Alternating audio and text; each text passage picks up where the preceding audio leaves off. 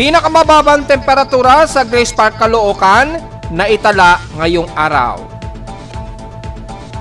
Buong Northern Luzon hanggang Visayas makakaranas ng magkatamtamang panahon at partly cloudy kasabay din ng ginaw dulot ng amihan. Nalalabi pa rin sa timog silangan ng Mindanao, makakaranas ng cluster ng surface trap dala po ng pag-ulan dito sa bahagi nga po ng Davao Region sa Mindanao. Nalalabi pa rin ng kanluran sa bansa, katamtaman at maganda naman ang panahon. Latest update para sa ENSO SST para sa ENSO Plume Forecast. Kasabay na rin ang latest update natin ng projections probability tatalakayin.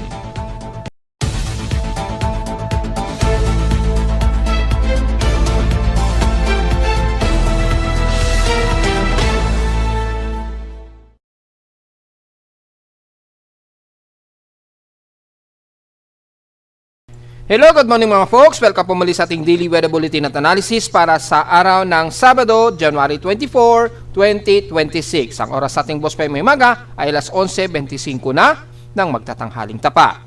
Well, sumobra ba ang ginaw ninyo kaninang madaling araw? Well, dito sa amin sa Caloocan, nakapagtala kami ng pinakamababang temperatura ngayong araw lamang as of 1:28 AM. Dito sa Grace Park, Caloocan, pinakamababa na ito ngayong buwan ng January 2026 at naungusan pa niya yung pinakamababa noong January 22 na supposed to be 22.8 degrees Celsius. Ngayong araw ay nakapagtala kami ng pinakamababa na sa history namin sa Caloocan uli ng 21.4 degrees Celsius. Pero hindi na ito bago dahil lumalabas pang-apat na beses na po kami na nakapagtala ng lowest temperature na nasa around 21 degrees Celsius po ang pinakamababang temperatura. So, typically, yan na po yung pinakamalamig na temperatura namin dito sa Caloocan Grace Park na maitatala.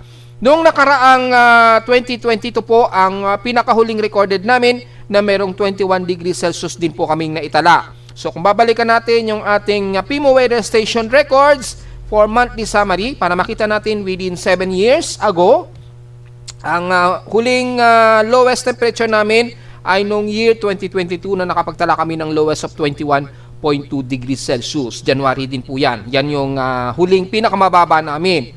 And then ngayong taon lamang na ito, after na mga 4 na taon, ay ito na naman muli. Nagkaroon tayo ng pinakamababang recorded na naman na lowest temperature na nasa 21 degrees Celsius. So lumalabas pang-apat na po ito dahil nung 2019 meron kaming recorded na 21 degrees Celsius at yung 2022 na 21.2 degrees Celsius. So lumalabas pangatlong beses. Pangatlong beses na po ito na nagkaroon kami ng pinakamababang temperatura na naitala dito sa Caloocan. So pangatlong beses na. So nung 2021, then nung 2022, and then, ngayong taon po ng January, nakakapasok lamang na nakapagtala kami ng 21.4 degrees Celsius na lowest temperature ngayong taon. So, napansin ninyo noong 2021 at 2022, yan yung dumaan ang ating pandemic, di ba? Hanggang 2022. Yung 2022 na halos patapos na po yung ating pandemya niyan. Yan, naka-recover na po tayo niyan noong 2022. Noong 2021 talaga yan ay kalakasan ng pandemic din yan. Sa baba ng temperatura niyan, lumala yung pagkalat ng COVID-19, kung maalala niyo po. So, yun po. At sunod-sunod po yung taon na yan, 2021 to 2022. Then, ngayong taon naman ang sumunod na nakapag-record tayo ng pinakamababang temperatura na 21.4 degrees Celsius. So, pinakamababa na yan sa amin sa Caloocan. Kay Pag-asa sa Quezon City, inaasahan natin mas malamig sa kanila dahil mas mataas po kasi elevation nila. Dito kasi sa Grace Park, malapit kami sa may bandang Manila Bay. So, alam na naman ninyo, mas mababa yung aming elevation kumpara sa Quezon City. Mas mataas po yung elevation sa Quezon City. Siyempre, mas mataas ang elevation, mas malamig po yung temperatura sa kanila kapag ganitong tag-amihan season. Yun. So, expected na po natin yan mga folks. At pag tag-init naman, kami naman din sa Caloocan ang lumalabas na may pinakamataas na temperatura kumpara sa Quezon City. Dahil nga po mataas ang elevation sa Quezon City, kaya yung recorded kay Pag-asa, umaabot pa sila ng 11 degrees Celsius niyan. 21 to 20 degrees Celsius, sorry pala. Yung 10 degrees Celsius bandang Baguio City po yan eh. So kung babalikan natin yung ating historical ng average nationwide mula kay Pag-asa sa huling record nga po nila, kung babalikan natin sa Metro Manila, yung lowest po na naitala sa Science Garden ay 19.6 degrees Celsius. Yan yung pinakamababa sa kanila since January 21 po. Ewan natin ngayong araw, tingnan natin dahil umabot po ng 21 degrees Celsius sa Caloocan. So tingnan natin sa Quezon City kung yan ay bababa rin sa 18 degrees Celsius. Inaasahan na natin yan, aabot yan sa 18 degrees Celsius siguro. O mga ganon, mga around 18 degrees Celsius yan. Kapag ganito kababa naman sa amin sa Caloocan. So, sa mga taga Quezon City, grabe ang lamig din yun sa inyo dyan. Dahil sa mababang temperatura ngayong araw sa amin sa Caloocan. Samantala, sa mga pag-ulan naman, halos yung silangang bahagi pa rin ng Nodo Luzon, medyo may mga accumulated water vapor pa rin dito, base sa ating Doppler radar imagery. Tingnan natin yung mas malapitan yung Doppler radar. Yan, so makita natin ninyo sa Mega Manila, mapapansin natin hindi masyado tayo naabutan ng water vapor dito. Depende na lang kung hindi gumagana yung Doppler radar ni Pag-asa, malapit dyan. Pero dito sa may bandang silangan ng bansa, matatanaw naman po natin yung accumulated water vapor, matatanaw natin sa may bahagi nga po ng Quezon Province, especially bandang Aurora hanggang Camarines Region. Yan, sa bandang Camarines Norte, yan, medyo may mga water vapor accumulated dyan. So, posibleng may mga light rain showers na nararanasan dyan, kabilang na ang Kasiguran Aurora, hanggang dyan sa may bandang General Lacar or bandang Polillo Island. So, kung umuulan kayo dyan, magpayong na lamang po, although hindi naman kalakasan ang magiging buhos ng ulan nito mga folks. Base na lang din sa kulay ng Doppler radar. Mga mukhang mahihina lang naman siguro ng mga buhos ng ulan yan. Pero dito sa Metro Manila, halos wala tayong inaasahang mga light drizzle rain. Dahil halos dry po tayo ngayon, bahagya lamang tumaas ngayong araw na ito, tumaas yung ating outside humidity habang tumataas yung temperatura. So wala tayong lightning strikes so far, walang active lightning strikes ang nadedetect na aking lightning detection system. Sa rainfall advisory naman sa Mindanao, nakataas ayon sa data feed ni Pag-asa ang most of Agusan del Norte, kasama na ang Surigao del Sur, Camiguin, Misamis Oriental, Davao Oriental, Agusan del Sur, kabilang na ang Dinagat Islands dyan sa silangang bahagi ng Mindanao. Ayan, kabilang na Surigao. So most of areas ng eastern sections at ilang parte ng Surigao region ay makakaranas kayo ng mga kalat-kalat na pag-ulan. Yan. So most of Caraga area, kasama na ang bandang Butuan, San Asipit, yan, hanggang dyan sa bandang San Francisco na rin siguro yan. Abot yan sa may bandang Caraga area. Magdala ng payong just in case po, dahil gaya ng report natin kahapon, nakakaranas kayo ng mas maulang panahon dahil may surface trap nga po dyan sa may bandang Timog Silangan ng Davao region po, sa karagatan po. So, be ready na lamang po sa payong at kung sakaling malakas po ang buhos, paiwari na lamang po sa posibleng flash floods mga folks. Sa ating current conditions, patuloy pa rin ang overcast, gloomy at haze at mostly cloudy dito sa amin sa Caloocan. Tanaw naman sa ating live CCTV snapshot, medyo mahangin pa rin po mga folks. Normally yan dahil meron tayong malakas na amihan ngayon, no? Maabot nga po hanggang Southern Luzon. Yan, hanggang Southeastern Luzon na po. Yung lawak ng coverage ng frontal system natin, yung cold front. So again, sa lowest temperature na itala na aming weather station sa Caloocan, kaninang madaling araw, 1:28 AM ito, lowest na ito sa nakalipas ng 7 taon, lowest of 21.4 degrees Celsius, at pinakamataas na sa amin kahapon ang 29.8 degrees Celsius. Kahapon yan ang tanghaling tapat at 12:21 ng tanghali. So wala tayong magiging komento sa heat index at 32.8 degrees Celsius lamang ang highest heat index sa amin sa Caloocan. So wala tayong magiging komento dyan. Diretso agad tayo sa PH extremes in past 24 hours. Nangunguna pa rin ang San Jose o sa highest air temperature sa bansa.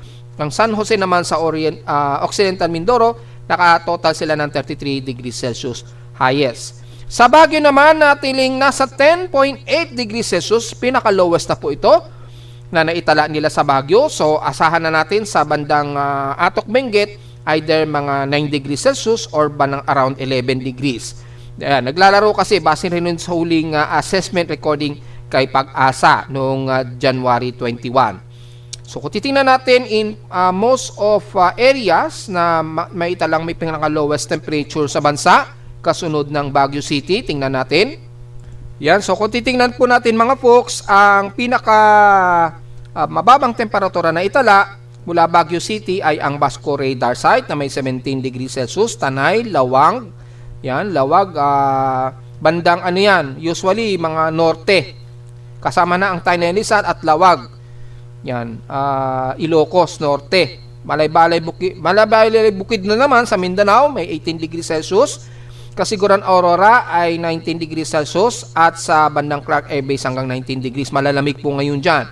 Kabilang ng Apari na nasa 19 degrees Celsius, kasama na ang Science Garden, yung opisina mismo ni Pag-asa sa Quezon City.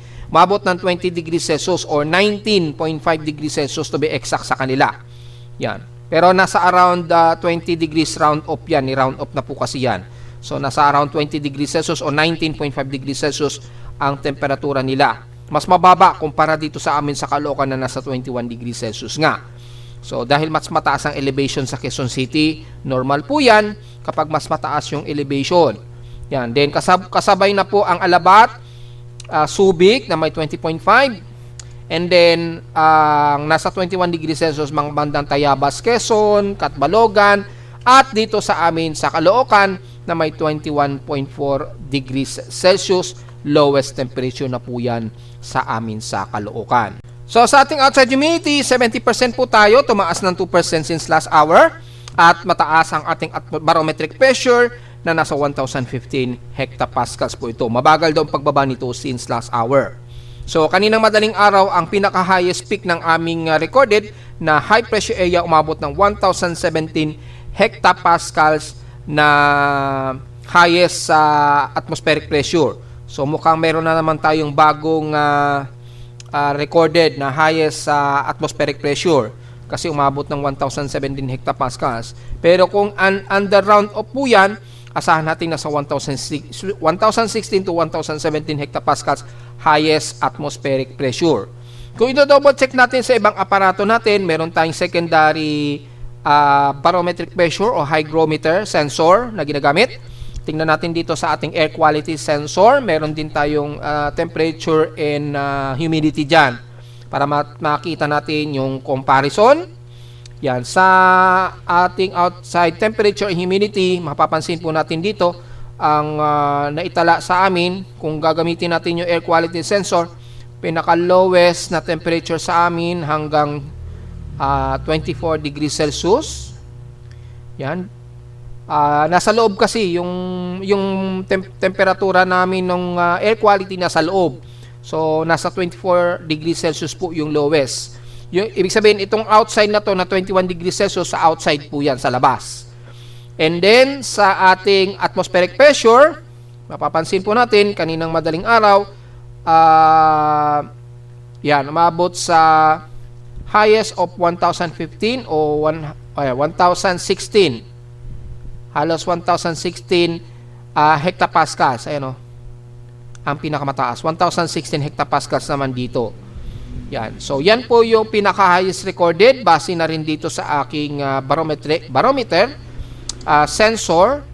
Pinaka-highest na ang 1,015.9 or 1,016 hectopascals. Yun yung base dito sa aking measurement ng aking inside hygrometer sensor ng air quality. So, lumalabas 1,016 to 1,017 hectopascals ang pinakamataas na naitala namin sa Caloocan na atmospheric pressure. Mataas yan. Epekto po yan ng amihan ha.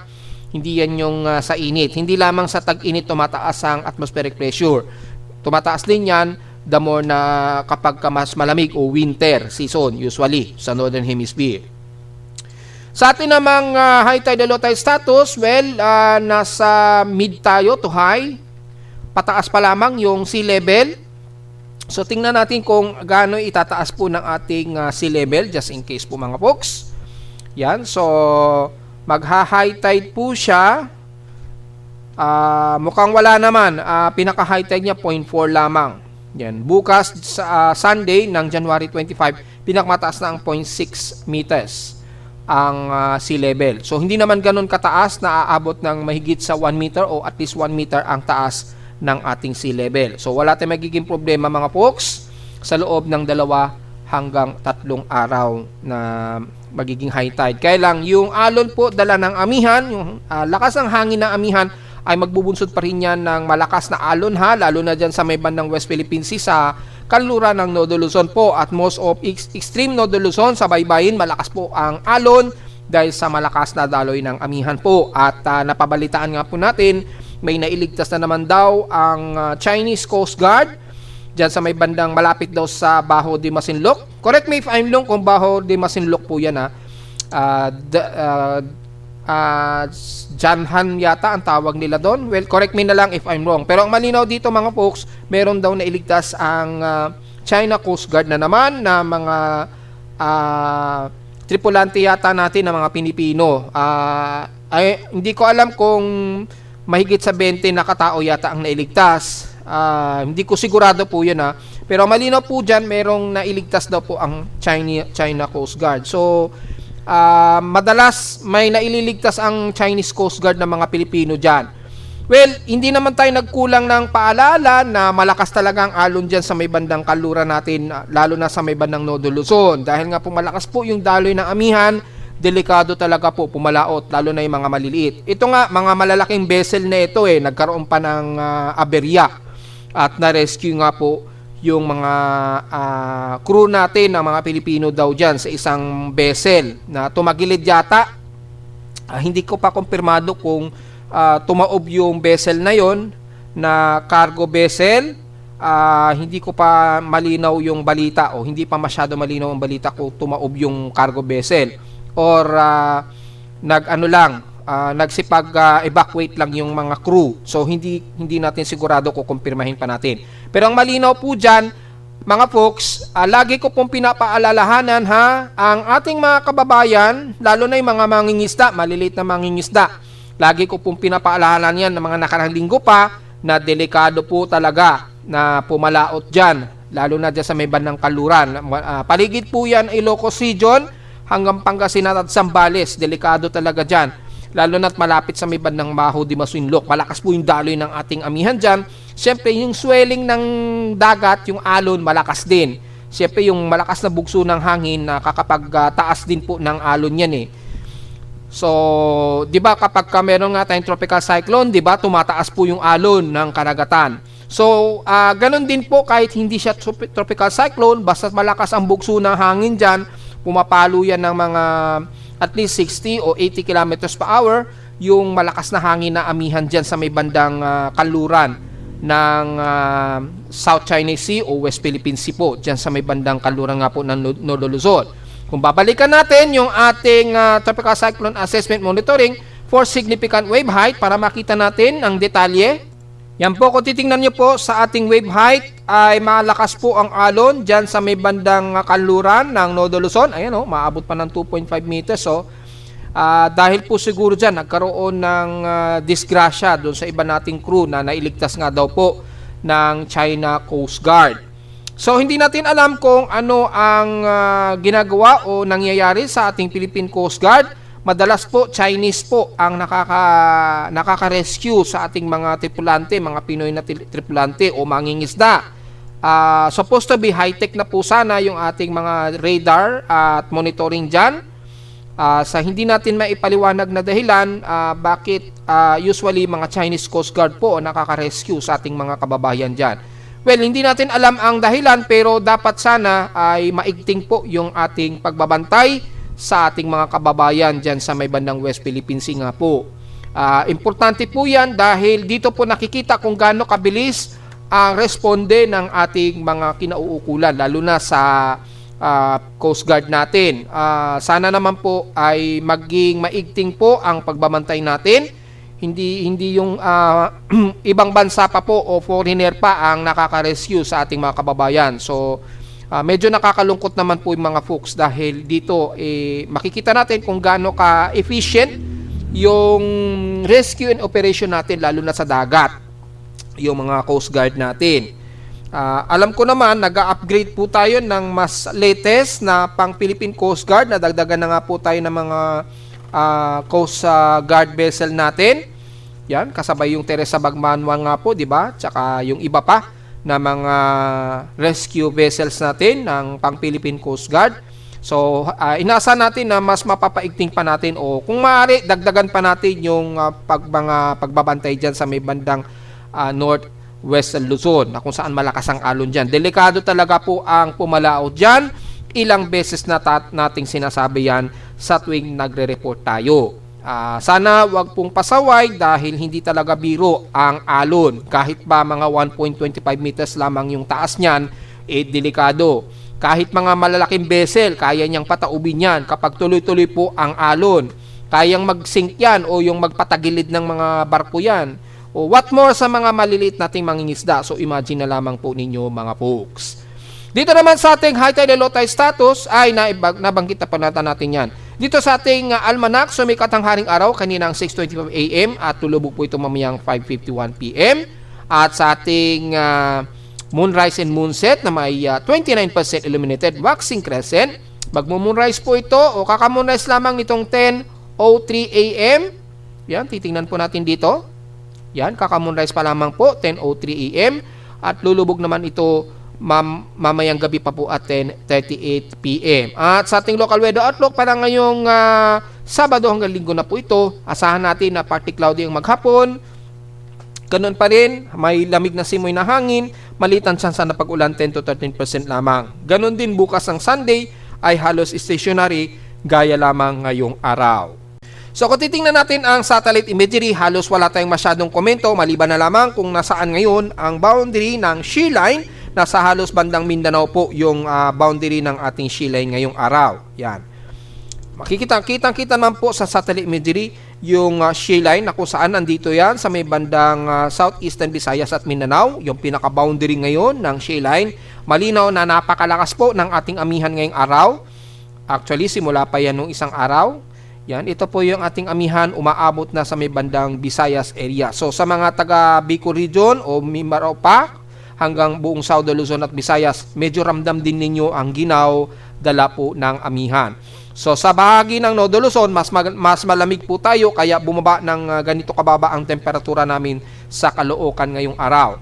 At dahil naman ang shear line nasa may bandang Mindanao po, ang boundary, makikita natin yung mga surface trough ngayon na nabubuo dito na nagbubunsod ng malawakang pag-ulan sa bahagi nga po ng Davao region o bandang silangan ng Mindanao. Ingat po, asahan po mga moderate to heavy rain showers dyan. Kabilang na ang buong Davao region yan, aabot yan. Mula sa bahagi nga po ng Davao Oriental, City of Davao, aabutin yan. Buong Caraga area, yan. Kasama na ang bahagi ng Northern Mindanao, Surigao region, yan. Kasama na po ang Agusan del Norte, Agusan del Sur, hanggang Hinatuan na po yan. At maaaring mag-traverse po yan sa North Cotabato, Coronadal, yan, Sultan Kudarat, yung trough na ito na malawakang pag-ulan. Kung i-activate natin ang heavy rain potential lookout, makita natin clusterized po ang heavy rain potential dyan. So una pong babalandra sa Davao Oriental ang matitinding pag-ulan. So ingat po sa mga biglaang flash floods po dahil kahapon pat nararamdaman na po ninyo ang matitinding pag-ulan dyan. Nalalabing naman ang Visayas at Saudo Luzon, halos wala tayong magiging komento dahil mauulap lamang katamtaman, moderate and fairly weather naman, magiging madalas lang ang magiging maulap. So yung isolated rain showers, typically, maliitan lamang ito na mahihina at katamtamang pag-ulan na napakasaglit lamang. Ganon din sa buong Mimaropa, Saudo Luzon, so hindi na natin masyado isa-isahin.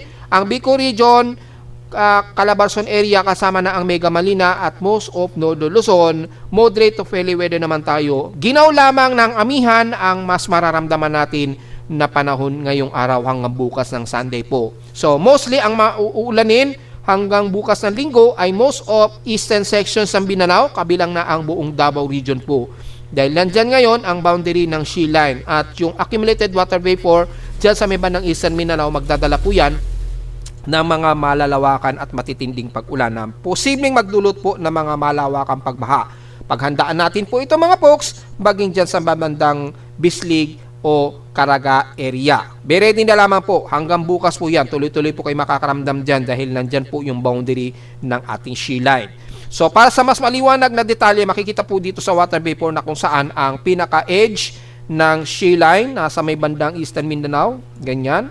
Ito po yung cold front nandito sa Hilaga. Ito po yung cold front natin, frontal system o yung considering amihan. Yan, yung northeast monsoon na yan. At dito naman yung most of northeast monsoon ay malakas po ang daloy niyan at dala po ng ginaw. Makita-kita naman halos nagbubulu yung kulay ng buong Northern Luzon hanggang Southern Luzon. Maliwanag po na ginaw na dala ng hangin at dry na hangin ang mararamdaman natin sa buong Luzon area. Sa Mindanao naman, mataas ang water vapor diyan sa may bandang most of eastern section at southeastern ng Mindanao na kung saan mas makakaranas sila ng malawakang pag-ulan po. So mag-iingat po ang mga kababayan natin diyan sa may bandang Mindanao. Kabilang na ang City of Davao na hindi ligtas sa makakaranas ng biglaang downpour ng ulan po.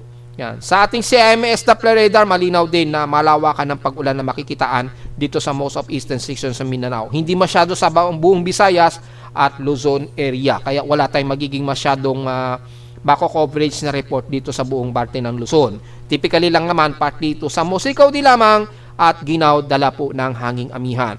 Kung gagamitin ninyo ang windy, makikita ninyo ang boundary ng shear line. Kitang-kita naman po dito, ayan yung guhit na yan. So sa mga magre-report niyan, malino na ganyan ang magiging illustration nila na ang shear line ay nandyan sa may bandang eastern part ng Mindanao. At extending na yan yung frontal system hanggang dyan na yan sa bandang Northern Mariana Islands. So extension ng shear line, umaabot yan dyan. Napakalawak. Ibig sabihin lamang yung northeast monsoon, napakalawak. Very broad at napakalakas ng lamig. Kaya sobrang snow na daw dyan sa may bandang Korea at Japan. So, yung mga kababayan natin dyan, malamang sobrang snow na po, kapal na po ng snow dyan sa inyo. At ganon din, hanggang dito sa may bandang buong Visayas, ramdam po ang ginaw, dala po ng amihan. Dahil umabot dyan ang daloy ng northeast monsoon. At dahil wala naman tayong bagong binabatay ng anumang tropical wave, well, usually, ang accumulated lamang na surface trap dito sa may bandang Mindanao na magdadala nga po ng pag-ulan. Pero yung bagong tropical wave na ina-expect natin na mamonitor, so far, sa loob ng 7 days, wala naman tayong inaasahang may bagong tropical wave na mamamataan. Dahil sa lakas nga po ng ating amihan na umabot na po sa bandang Mindanao, yung boundary ng shear line, halos maliit ang posibilidad na mayroon tayong mamamataan na bagong tropical wave po. Yan. At makikita natin dito, although nagkakaroon ng mga favorable shear dito sa bandang Indonesian Peninsula, bandang Papua New Guinea o halos equator side, typically surface trap lamang ito at hindi magkakaroon ng accumulated for low level convection. So wala tayong inaasahan na may mababantayan tayo dito na panibagong tropical wave. Maging sa mga computer models o simulation ng mga computer models, wala din po. Shear line lamang ang natatanaw natin dito hanggang sa susunod na po yun na Monday. Yan, tuloy-tuloy po yung malakas natin na high pressure area sa Hilaga. Yan. Kaya ang bandang Mindanao talaga ang kadalasan na makakaranas ng mga heavy rain showers po dyan. Ganon din kay SMWF, yung pagbaba ng shear line sa may bandang Mindanao, magbubunsod po ng malawakang pag-ulan. Kitang-kita naman po dito sa ating simulation ng ECMWF mismo. So tuloy-tuloy po ang ating amihan hanggang sa darating na weekend po. Again, i-enjoy na po natin dahil maliit konting linggo na lamang po ang nalalabi para malasap natin ang ginaw dala ng amihan. Dahil again, pagka after na po ng Valentine's Day ng susunod na buwan, dyan na po unti-unti pagde-descend na po o unti-unti na pong mamamaalan dahan-dahan ang ating amihan para mag-giveaway na siya for transitioning into hot dry season naman sa Marso, na which is ito na po yung kinakatakutan nating temperatura pagdating po ng Marso. Kaya i-enjoy na po natin mga folks dahil konting araw na lamang po at malapit na ring mamaalam ang ating amihan. So hanggang next week pa po ay patuloy tayo makakaranas ng amihan. Ayan, hanggang January 27 pa yan to 28. So enjoy po natin yan hanggat hindi lumalagpas ang February 14 ay tuloy-tuloy pa rin ang dama ng ginaw ng amihan. So wala tayong namamataan dito na anumang tropical wave. Puro surface trap lamang dito sa Mibanang Mindanao na magdadala namang pag-ulan. And the rest ng buong bansa ay dama po natin ang ginaw, dala po ng amihan. So wala tayong masyadong strike probability. Surface trap lamang sa Mibanang Mindanao na magdadala ng mga moderate to heavy rain showers at the rest ng bansa wala naman masyado. At puro amihan lamang ang mararamdaman natin hanggang sa pagpasok po ng February. So, yun lamang po magiging report natin so far. Samantala, update tayo sa bagong El Nino, La Nina monitoring natin. Dahil nagloko po yung ENSO natin dahil nag-offline po si NOAA.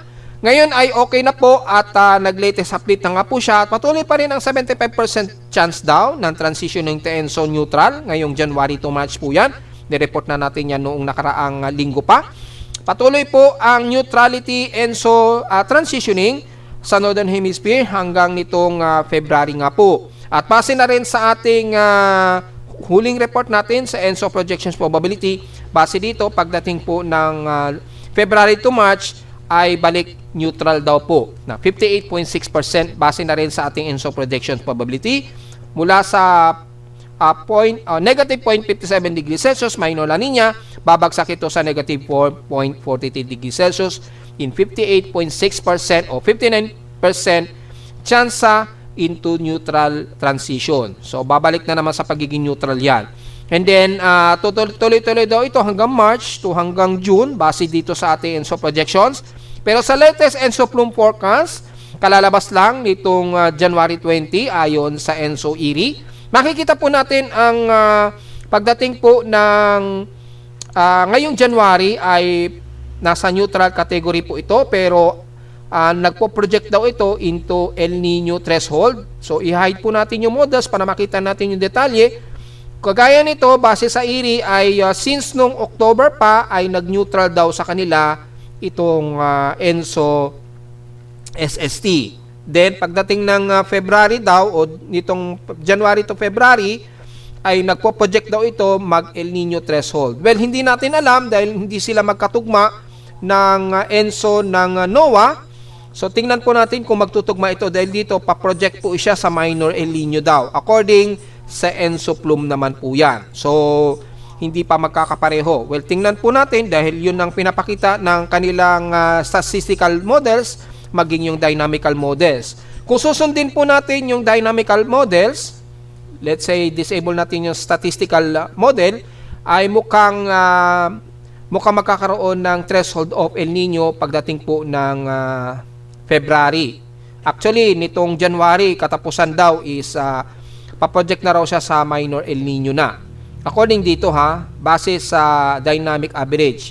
Pero kung statistical average ang susundin, halos sa minor El Nino daw po. Ayan ito January and then January to February, ayan, positive 0.59 degrees Celsius. So dito ayon sa kanila ay merong minor El Nino naman daw ang pinapakita.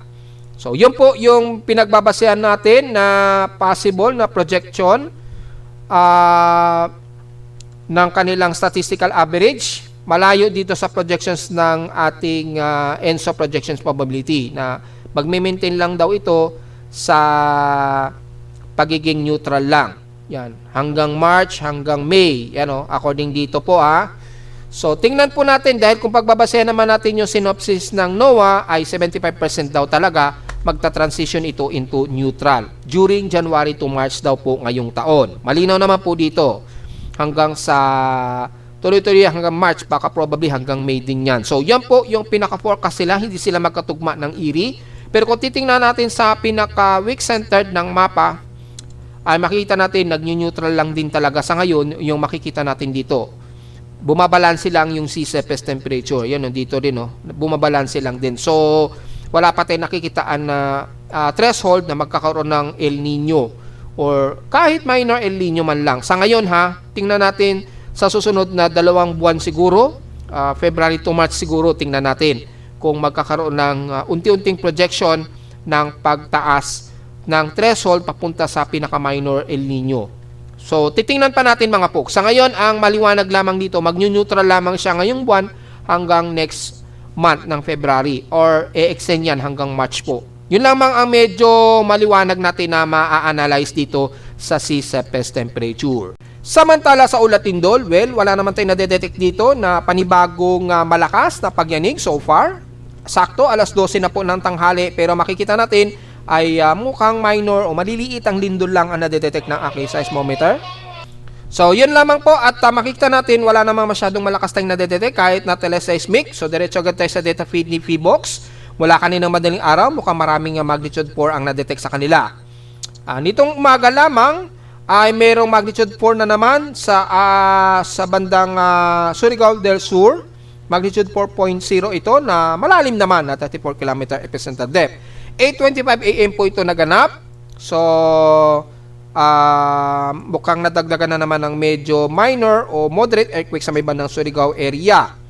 And then, sa Sarangani naman, kaninang 8:52 AM, nagkaroon ng magnitude 4 din.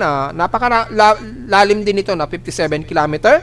Pero at least intensity 1, intensity 2 din ito kahit papano. Pero malayo-layo naman ito sa baybayin ng Sarangani.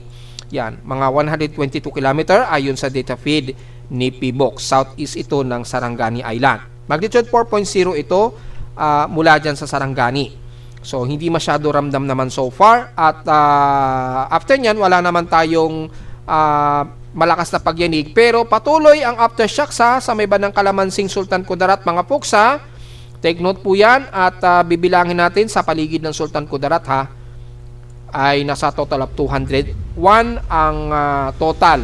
So malamang ay nag-refresh na yung nakaraan pero ibig sabihin lagpas na po yan sa mahigit sa 220 na aftershocks dyan sa may bandang Sultan Kudarat. So mga kababayan natin sa Sultan Kudarat, mag-iingat po dahil patuloy ang magalaw na aftershocks dyan din, sa inyo dyan sa may bandang Kalamansing, Sultan Kudarat. So makita naman ninyo, sunod-sunod pa rin yung mga aftershocks niya. May 1.8, may 1.6, 2.3, 2.8. So, tunod-sunod pa rin yung mga aftershocks. So, medyo ready at alisto po tayo mga folks anytime. At mula naman sa ating historical earthquake data, yan. So, load po natin yung month of January 2026 na. Yan. So, nasa total of 962 earthquakes na po tayo. Halos magwa 1,000 na. 904 dito sa magnitude 2.0 pataas. 49 sa magnitude 4. 7 sa magnitude 5 at 2 magnitude 6.0. Mapapansin natin, ang most ng katimugan naman sa especially bandang Mindanao ay pinakamarami ang may mga malalakas na pagyanig pa rin. Nadagdagan pa lalo na dito sa may bandang Sultan Kudarat nga. At kung titingnan natin dito is ang paligid nito kung saan marami talagang mga underwater volcanoes kasi talaga dyan sa may bandang karagatan ng Mindanao natin. At nagkaroon nga tayo ng mga sunod-sunod din ng mga pagyanig. Mula dito sa Sultan Kudarat, kung titingnan natin yung cluster ng lindol sa Sultan Kudarat, 237 na po. Yung earthquake cluster dyan, nahigitan na ang bandang Davao Oriental. Nasa 123 lamang yung cluster, plus 46, bandang Surigao del Sur. At sa bandang Surigao del Norte naman, around 27 lamang at may 19, so kokonti.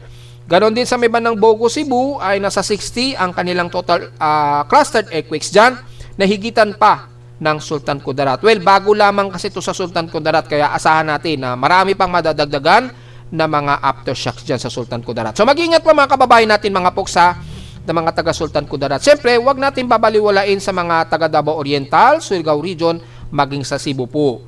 Siyempre, ganun din po sa bandang Luzon po, lalo po tayong mag-iingat at maging alisto lalo dahil masyadong tipid po yung mga pagyayinig natin dyan sa bandang Kaluran ng Nodo Luzon. Pansin natin, most of western region ng Luzon ay maraming clustered na pagyanig. Hindi masyado dito sa may bandang Silangan hanggang bandang Bicol region. Medyo kakaunti lamang. So, yung tension ng pressure ay mas malakas dito sa may bandang west portions ng Luzon.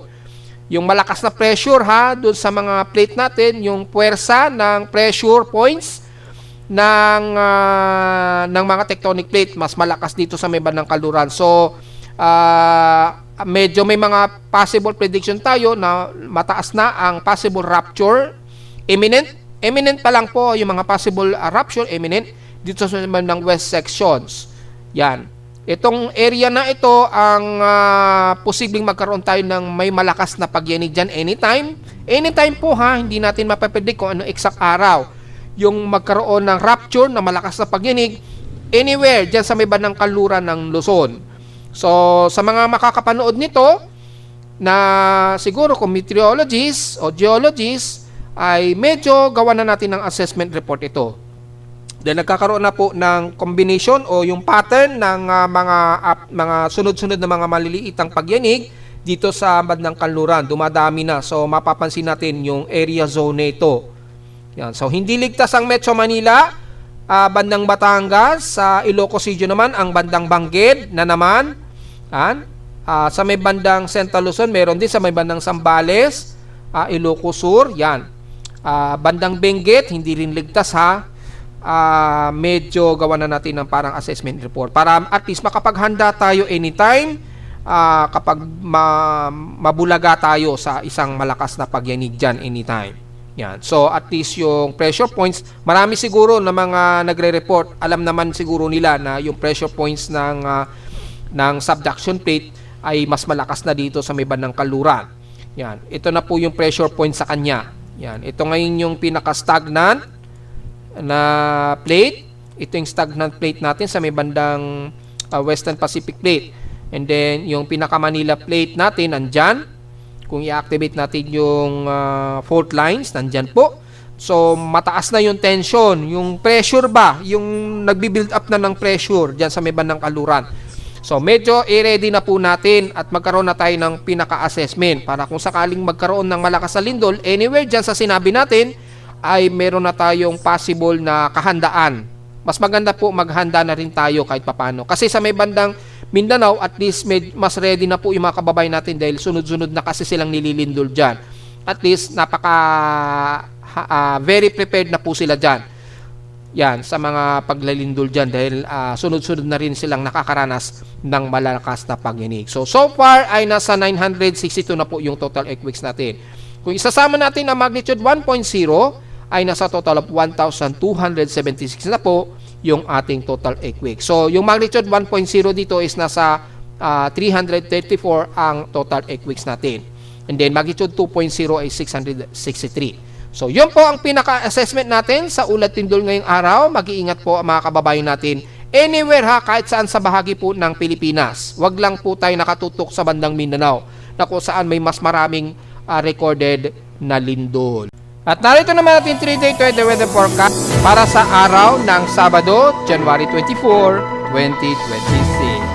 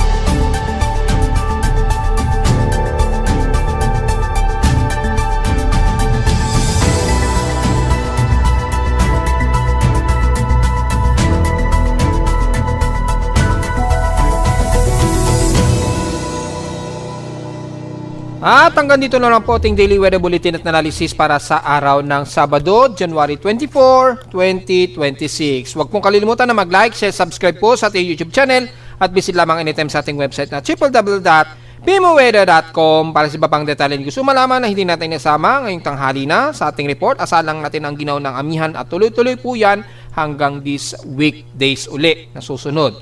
At visit lamang sa ating website sa gusto malaman pinaka-dynamic events mula sa ating aparato mismo sa Caloocan at sa data feeds mula sa iba't ibang weather agencies.